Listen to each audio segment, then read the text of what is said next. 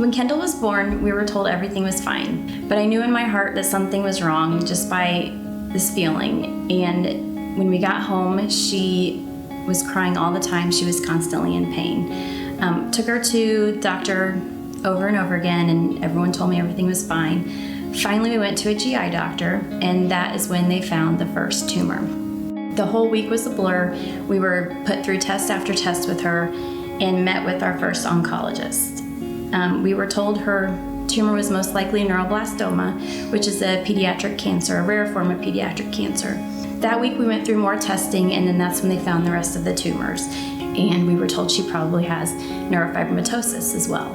So now we were battling cancer and a genetic disorder. Neurofibromatosis is a genetic condition. It can either be inherited or it can be a spontaneous mutation. In Kendall's case, hers is a spontaneous mutation, meaning she didn't get it from either my husband or myself.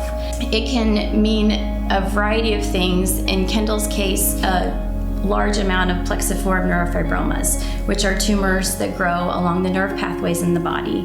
There is no cure for them. There's nothing that makes them shrink, and they tend to cause severe pain. With Kendall, hers have actually dislocated her hip, so it makes her unable to walk. We went through 4 rounds of chemo, and unfortunately, all it did was just make her sicker and sicker, and we ended up having to just do a surgery that removed the tumor, which also involved removing her bladder. Once we removed her bladder, they were able to take away all the cancer, but what remained were all of her tumors throughout her spine, her upper spine, lower spine, her abdomen, her pelvis. There's no treatment, there's no cure for these tumors. If you surgically remove them, then they just come right back. We do a lot of work with the Children's Tumor Foundation.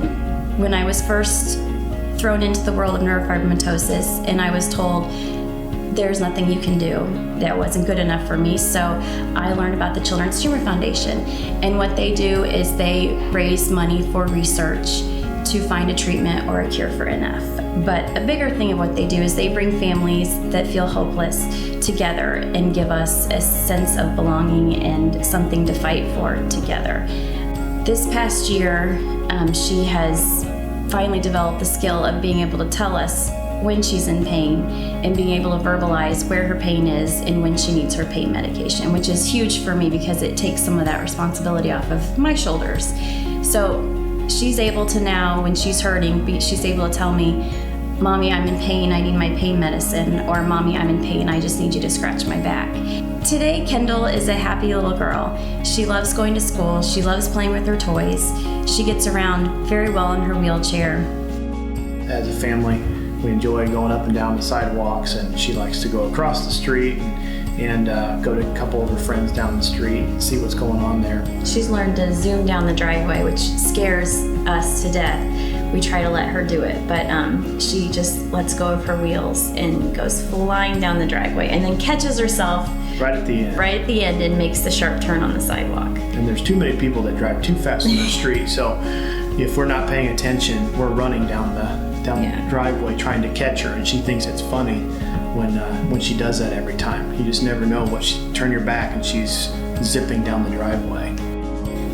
Kendall has an older brother, Braden, who she adores, and he is such a good big brother to her. He has taught her all about the iPad, all about Minecraft and how to play Minecraft and how to destroy his worlds in Minecraft, and he has such a kind heart with her and so much patience. And then Kendall has a little brother named Tanner, and he's 2.5, and they have a very rocky relationship. Yeah. Wouldn't you say? I would. It's happy 1 minute and then screaming bloody murder the next when he's chasing her around in her wheelchair. She likes it when... It's getting better. It's getting better. He's starting to understand that Kendall can't play like other kids and that he has to be gentle and he can't touch her leg because of the tumors. She does enjoy bossing him around and getting him in trouble for sure.